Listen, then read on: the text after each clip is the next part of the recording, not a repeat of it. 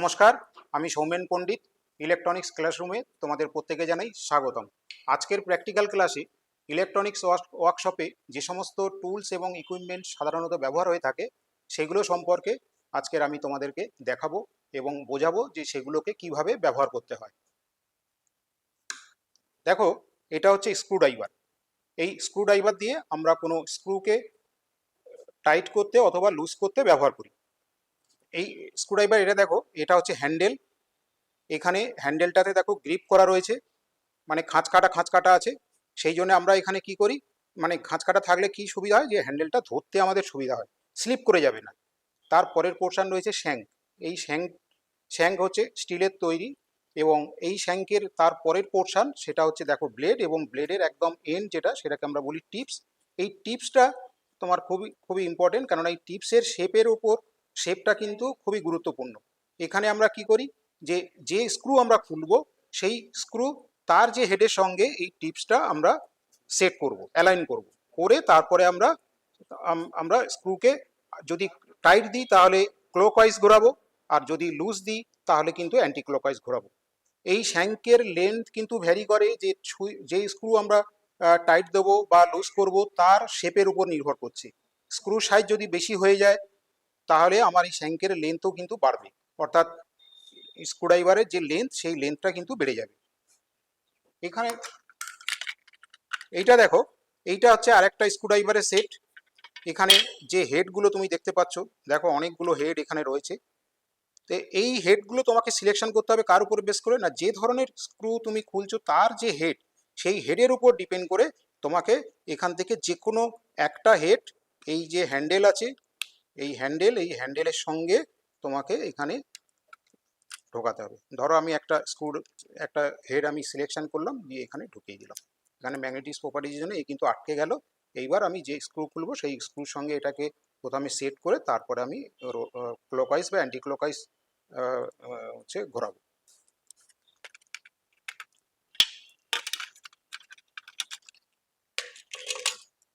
এইবার দেখো, আরেকটা মানে টুলস আমরা খুবই ইলেকট্রনিক ওয়ার্কশপে ব্যবহার করি, সেটার নাম হচ্ছে নিয়ন টেস্টার।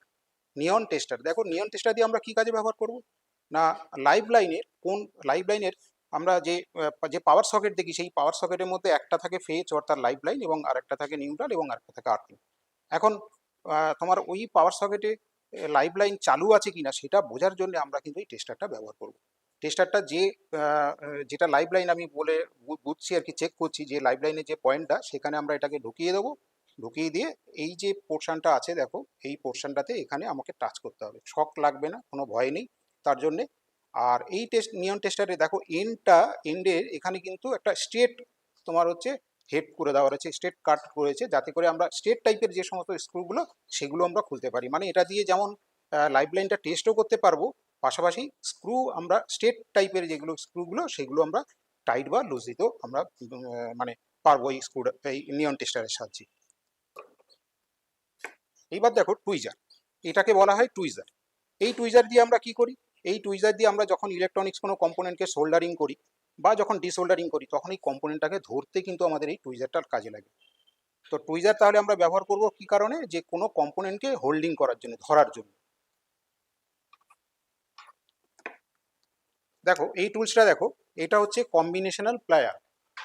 এটাও আমাদের কাছে খুবই একটা গুরুত্বপূর্ণ টুলস, আমরা ব্যবহার করি ওয়ার্কশপে। কম্বিনেশনাল প্লায়ার কেন বলছি, না এর সাহায্যে বিভিন্ন ধরনের কাজ করা যায়। যেমন ধরো কোনো একটা প্লেট, সেটাকে ধরতে গেলে এখানে এই যে প্লায়ারটা দেখো, এখানে সেরেটেড পোর্শন, খাঁচ কাটা সেরেটেড মানে করা রয়েছে আর কি। এখানে ধরে আমরা হোল্ড করে রাখতে পারি, বা কোনো তারকে ধরে আমরা টুইস্টিং করে দিতে পারি। সেই জন্য এখানে এই খাঁচ কাটা রয়েছে, অর্থাৎ সেরেটেড করা রয়েছে।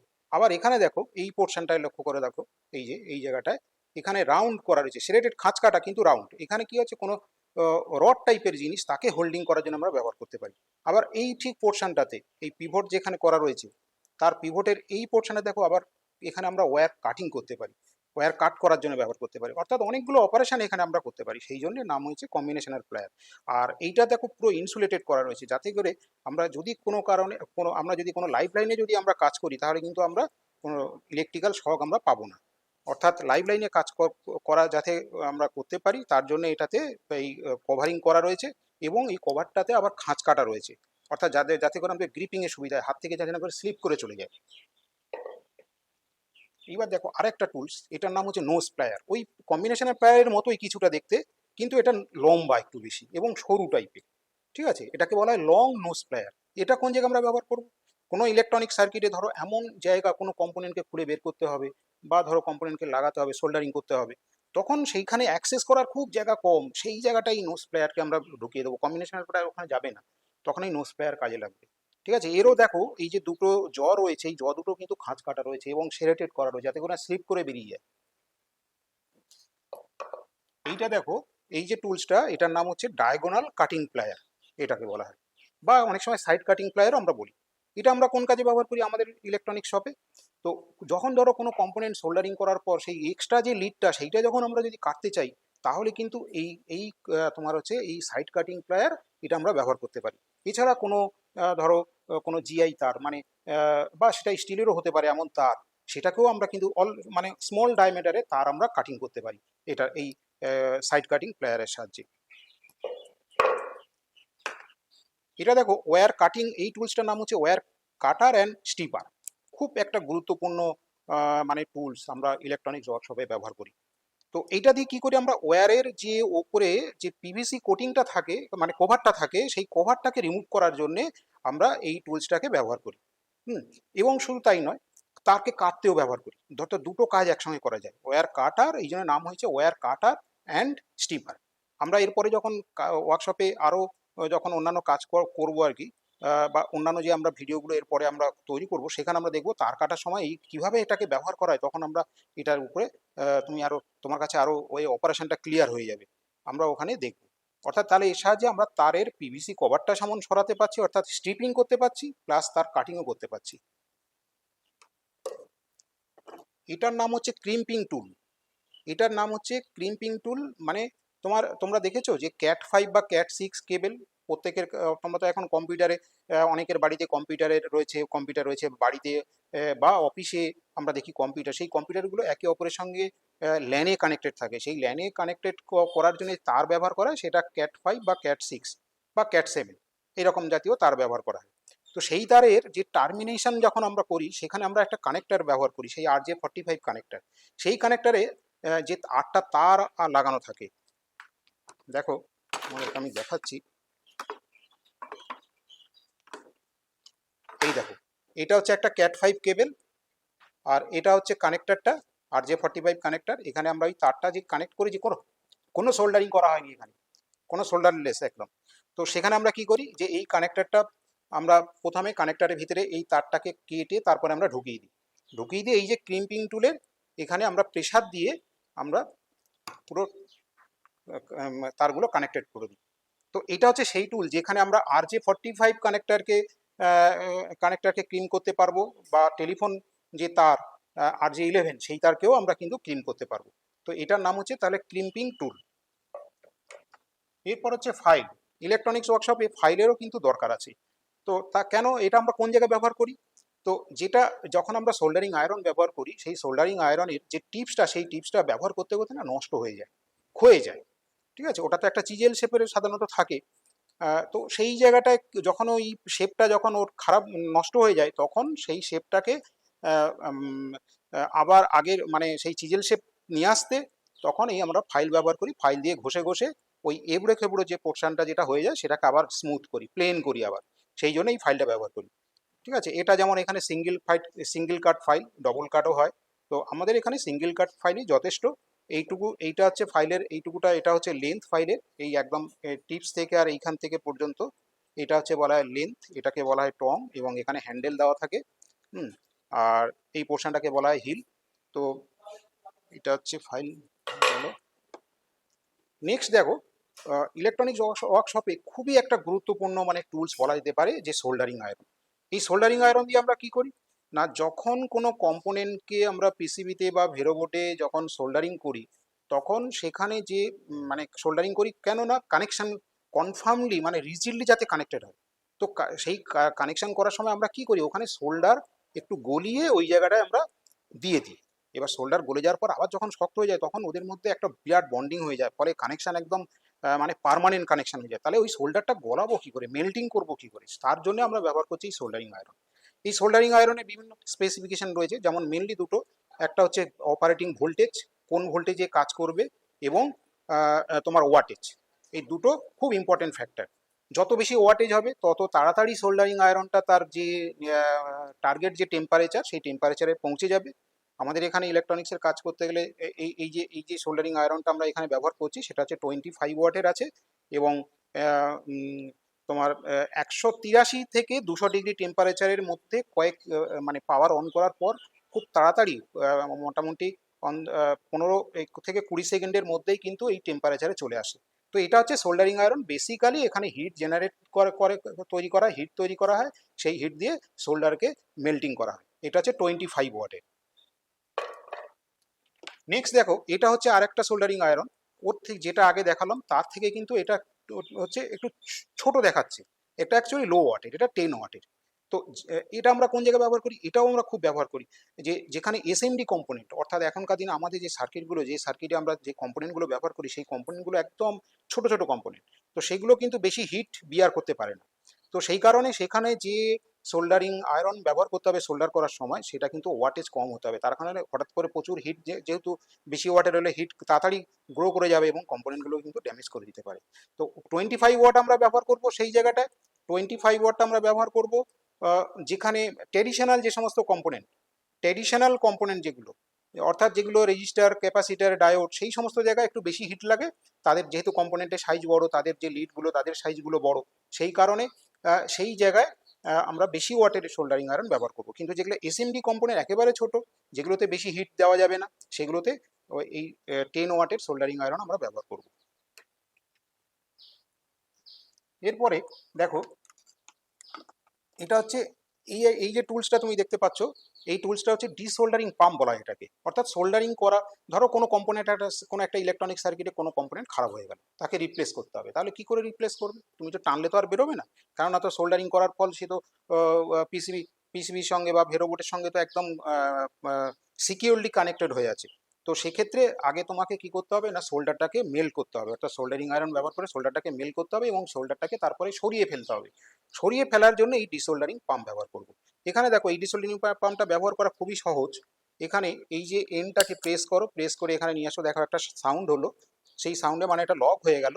এইবার তুমি যেখানে যে কম্পোনেন্টটা খুলবে তার থেকে তোমাকে কি করতে হবে, প্রথমে সোল্ডারটাকে সরিয়ে ফেলতে হবে। অর্থাৎ তাহলে এক হাত দিয়ে সোল্ডারিং আয়রন ধরতে হবে, দিয়ে সোল্ডারিং আয়রনটাকে দিয়ে সোল্ডারটাকে গলিয়ে ফেলতে হবে। আর সঙ্গে সঙ্গে এখানে এই ডিসোল্ডারিং পাম্পটা ওই সোল্ডার, যেখানে তুমি সোল্ডারটাকে তুলে নিতে চাইছো সেই জায়গায় ধরতে হবে, ধরে এই প্রেস করে দিতে হবে। যেই না প্রেস করবে, সঙ্গে সঙ্গে এখানে এর ভিতরে যেহেতু একটা মানে এয়ার চেম্বার আছে, সেই এয়ার, বাইরের এয়ারটা ওখানে ঢুকে যাবে। তার মানে যে মেল্টেড যে সোল্ডারটা সেটা এর ভিতরে ঢুকে যাবে। অর্থাৎ ওই জায়গাটা যেটাতে তুমি মানে কম্পোনেন্টটা রিমুভ করতে চাইছো, সেই জায়গাটা কিন্তু সোল্ডার রিমুভ হয়ে যাবে পুরো। অর্থাৎ গলে যাওয়া সোল্ডারটা এর ভিতরে ঢুকে যাবে মোদ্দা কথা। তো এটা হচ্ছে ডিসোল্ডারিং পাম্প। এটাও, এই যে টুলসটা দেখতে পাচ্ছ, এটাও কিন্তু ডিসোল্ডারিং পাম্প, কিন্তু এটা ইলেকট্রিক্যালি হিটেড। আগে যেটা দেখালাম ওটা কিন্তু ইলেকট্রিক্যালি হিটেড নয়, তোমাকে সোল্ডারিং আলাদা করে সোল্ডারিং আয়রন ব্যবহার করে ওই সোল্ডারিং আয়রনের সাহায্যে সোল্ডারটাকে গলিয়ে ফেলতে হবে। আর এইটাতে তা নয়, এইটাতে তুমি প্লাগে দিয়ে দেবে, দিলে অলরেডি ভিতরে একটা হিটার রয়েছে, তার এখানে যেখানে তুমি যে জায়গায় তুমি যে যে সোল্ডারিং জয়েন্টটাকে তুমি মেল্ট করতে চাইছো সেইখানে ঠেকাবে, কোনো অসুবিধা নেই একদম। এখানে সেইখানে ঠেকাবে, ঠেকালে তাহলে ওই জায়গার সোল্ডারটা গলে যাবে। গলে যাওয়ার পর তারপরে এই তুমি এটা প্রেস করবে, ব্যাস, তাহলে সোল্ডার, যে গলে যাওয়া সোল্ডার সেটার ভিতরে ঢুকে যাবে। তাহলে ওই জায়গাটা কিন্তু সোল্ডার রিমুভ হয়ে গেল। তাহলে এটা তোমার হচ্ছে এটাকে আমরা বলবো, এই টুলসটাকে বলবো electrically heated desoldering pump, electrically heated. তো এটা অবশ্যই আগের ডিসোল্ডারিং পাম্প থেকে কিন্তু এটা বেটার। এইটা দেখো, অ্যালেন কি, এখানে বিভিন্ন শেপের সব অ্যালেন কি রয়েছে। এই অ্যালেন কিটা কি না, এখনকার দিনে দেখবে বিভিন্ন তোমার ইলেকট্রনিক্স যে সমস্ত সফিস্টিকেট ইনস্ট্রুমেন্টগুলো, সেগুলোতে যে এনক্লোজারে যে স্ক্রুগুলো ব্যবহার করছে, সেগুলো তাদের যে হেডগুলো তোমার হচ্ছে হেডগুলো সাইজ হচ্ছে ঠিক স্কোয়ার শেপের টাইপের এইরকম। তো সেখানে কিন্তু ওই নর্মাল স্ক্রুড্রাইভার সেট দিয়ে হবে না, সেখানেই অ্যালেন কি লাগবে সেই সমস্ত স্ক্রুগুলোকে লক করতে বা আনলক করতে। এই অ্যালেন কি লাগবে। এখানে বিভিন্ন কয়েকটা শেপের এখানে আমাদের রয়েছে, এরকম বিভিন্ন শেপের অ্যালেন কি পাওয়া যায়। এটা দেখো ম্যাগনিফায়ার, এটা দিয়ে আমরা কি কি ব্যবহার করব এখানে, যে ইলেকট্রনিক্সের যে এখনকার দিনে যে ইলেকট্রনিক সার্কিটগুলো, সেই সার্কিটগুলো দেখেছো তোমরা, সেই সার্কিটগুলোতে যে কম্পোনেন্টগুলো ব্যবহার করা হয় সেই কম্পোনেন্টগুলো কিন্তু একেবারে ছোট ছোট, মানে তাদেরকে যদি আমি সোল্ডারিং করি, এই যদি আমি কোনো কারণে যদি রিপেয়ারিং করতে হয়, অর্থাৎ কম্পোনেন্টগুলোকে যদি খুলতে হয় সেগুলোকে, বা সেগুলোকে এরকম যদি করতে হয়, খুলতে হয়, ওপেন করতে হয়, আর রিপ্লেস করে অন্য একটা নিউ কম্পোনেন্ট যদি সেখানে লাগাতে হয়, তাহলে খালি চোখে করাটা কিন্তু খুব সমস্যা হয়ে দাঁড়ায়, কেননা কম্পোনেন্টগুলো সাইজ এত ছোট যে সেই জন্য এই ম্যাগনিফায়ারটা লাগবে। যেমন দেখো এই এই যে এই সার্কিট বোর্ডটার দিকে লক্ষ্য করো, এখানে দেখেছো কম্পোনেন্টগুলো কত ছোট ছোট কম্পোনেন্ট, এগুলো সব এসএমডি কম্পোনেন্ট। এবার এই এসএমডি কম্পোনেন্টগুলোকে তুমি খালি চোখে তুমি যদি সোল্ডারিং করতে চাও, দেখবে একটার সঙ্গে একটা গায়ে লেগে গিয়েছে সোল্ডার।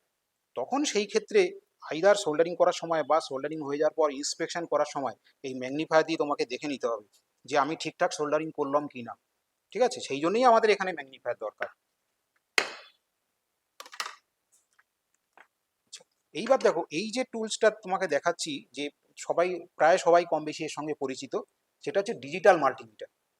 এই মাল্টিমিটারের সাহায্যে আমরা ভোল্টেজ, কারেন্ট, রেজিস্ট্যান্স, এই তিনটে বেসিক জিনিস তো মাপতেই পারি।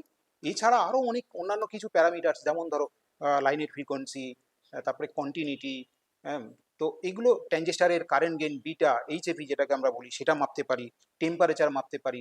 এই সমস্ত জিনিসগুলো কিন্তু এই ডিজিটাল মাল্টিমিটারের সাহায্যে আমরা মাপতে পারি। তো এটা আমাদের কাছে খুবই একটা মানে মানে ইলেকট্রনিক্স ওয়ার্কশপের এটা একটা খুবই প্রয়োজনীয় ইনস্ট্রুমেন্ট। তো এরপরেই আমরা অন্য একটা ভিডিওতে এই মাল্টিমিটার নিয়ে পুরো একটা কমপ্লিট ভিডিও করব। তো সেখানে আমরা ডিসকাস করব যে এই মাল্টিমিটারকে কিভাবে ব্যবহার করতে হয়। দেখো এটা আবার একটা মাল্টিমিটার, এটা অ্যানালগ মাল্টিমিটার বলা হয় এটাকে। ঠিক আছে, তো এটার ভিতরে অ্যানালগ কি করে বুঝছি, যে এখানে দেখো একটা পয়েন্টার আছে, স্কেল আছে। এই মিটারগুলো এখনো ব্যবহার করা হয়, বাট আগের দিনে এটা খুবই ব্যবহার করতো, যখন কিনা টেকনোলজির অতটা উন্নত হয়নি, তখন কিন্তু আমাদের কাছে সম্বল ছিল এই অ্যানালগ মাল্টিমিটার। এখনকার দিনে ডিজিটাল, যেহেতু আমরা এখন ডিজিটাল যুগে বাস করছি এবং ইলেকট্রনিক্সের এতটা ডেভেলপমেন্ট করে গিয়েছে, ফলে যে ডিজিটাল মিটারগুলো এখন আমরা বাজারে পাই, সেগুলোর দামও খুবই কম, অনেকটাই কম, এবং তাদের যে মেজারমেন্ট অ্যাকুরেসি, সেই অ্যাকুরেসিটা কিন্তু অনেক বেটার। এই মাল্টিমিটারের সাথে একই কাজ করতে পারি, ওই ডিজিটাল মাল্টিমিটারের সাথে যে কাজ করতে পারি, মানে বেসিক যে কাজটা, মানে রেজিস্ট্যান্স, ভোল্টেজ আর কারেন্ট, এই তিনটে তো বেসিক ইলেকট্রিক্যাল প্যারামিটারস, আমরা এই মিটারের সাহায্যেও মাপতে পারি। তো আদার্স যেগুলো প্যারামিটার, যেগুলো ডিজিটালে করা যায়, সেগুলো এই মিটারগুলোতে করা যায় না।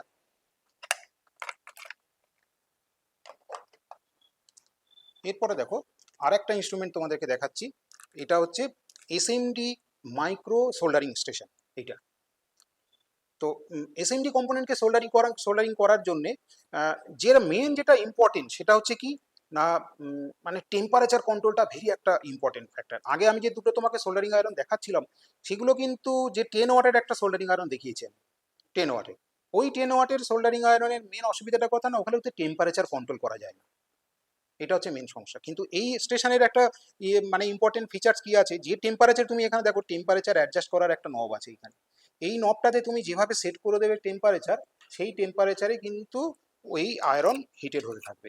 ফলে ফলে তোমার এসএমডি কম্পোনেন্টের মেন সমস্যা কোথায়, বেশি যদি গরম দিয়ে দাও তাহলে কি হবে না, ও কম্পোনেন্টটা নষ্ট হয়ে যাবে। তো তার জন্যে এটা মাইক্রো সোল্ডারিং স্টেশন, মানে কি এর বেশি ওয়াটেজও খুব কম, এবং মানে ছোটোখাটো সোল্ডারিং, অল্প কিছু সোল্ডারিং করার জন্য যথেষ্ট। তোমাদের যে সোল্ডারিং স্টেশনটা দেখিয়েছিলাম, সেটা ছিল লো ওয়াটেজের একদম। সেটা দিয়ে আমরা অল্প মানে টেম্পোরারিলি খুব অল্প জায়গায় আমরা সোল্ডারিং করতে পারি। তো মেনলি যেখানে আমাদের একটু বেশি কাজের যেখানে প্রয়োজন আসবে, সেখানে কিন্তু আমরা এই সোল্ডারিং স্টেশন, যেটা একটা বেশি ওয়াটেজের, সেই সোল্ডারিং স্টেশন আমরা ব্যবহার করব। এই সোল্ডারিং স্টেশনে দেখো এখানে একটা সোল্ডারিং আয়রন দেওয়া রয়েছে, ছোট স্মল সোল্ডারিং আয়রন দেওয়া রয়েছে। এই সোল্ডারিং আয়রনের যে টেম্পারেচার, সেই টেম্পারেচার আমরা কন্ট্রোল করতে পারি এইটা দিয়ে। এইটা দিয়ে আমরা টেম্পারেচার কন্ট্রোল করতে পারি। এখানে যতটা আমাদের টেম্পারেচার আমাদের দরকার, সেইটা আমরা এখানে সেট করে নেব। আচ্ছা, এটা আমরা সোল্ডারিং করার সময় এই আয়রনটা ব্যবহার করব, সোল্ডারিং করার সময়। আর ডিসোল্ডারিং করার সময়, ধরো কোনো কম্পোনেন্ট তুমি রিমুভ করবে কোনো সার্কিট থেকে, তখন আমাদের কিভাবে আমরা রিমুভ করি, তখন প্রত্যেকটা কম্পোনেন্ট কি আমরা সোল্ডার মেল্টিং করে কি করি না, এখানে এসএমডির ক্ষেত্রে ওই রকম নয়। এসএমডির ক্ষেত্রে ওই কম্পোনেন্টটার চারিপাশে আমরা গরম হাওয়া ওখানে আমরা প্রেস করি। তো সেই জন্য এখানে রয়েছে একটা ব্লোয়ার, এই হচ্ছে ব্লোয়ার, এটাকে আমরা যখন অন করে দেবো তখন এই ব্লোয়ার থেকে গরম হাওয়া বেরোবে এবং সেই যে এয়ারের যে ফ্লো সেটা আমরা কন্ট্রোল করব, কতটা স্পিডের আমরা এয়ার ফ্লো আমাদের চাই সেটা আমরা এটা দিয়ে অ্যাডজাস্ট করব। আর যে এখানে যে হিটার, যে গরম হাওয়াটা বেরোবে, যে হাওয়াটা বেরোবে তার যে টেম্পারেচার, সেই টেম্পারেচার কন্ট্রোল করার জন্য এখানে একটা হিটার আছে, সেই হিটারটা অ্যাডজাস্ট করার জন্য এই নবটা দিয়ে আমরা অ্যাডজাস্ট করব।